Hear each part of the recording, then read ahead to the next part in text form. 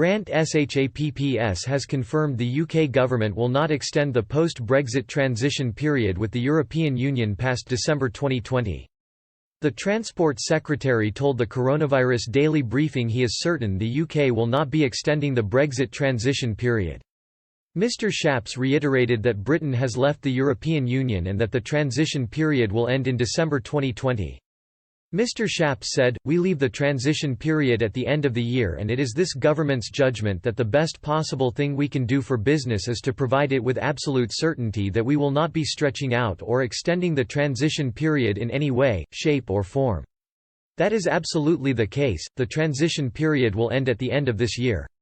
Mr Shapps added, "As an independent coastal nation we're here to represent the interests of businesses and the population in the UK and we'll make sure that we do that. I think by saying now that we'll have the border, what we'll be doing on the border, in other words that we'll be sensible about the way that we introduce this, makes perfect sense." He added that we're absolutely confident that we'll have great systems in place, there's no reason not to, this country will have the ability to do all those things. But we will do those things on our own terms. In June 2016 the UK voted to leave the European Union. The UK officially left the European Union at the end of January this year. Britain is currently in a transition period until the end of 2020 with the EU while the government negotiates a free trade deal with the bloc. The transition will come to an end at the end of 2020.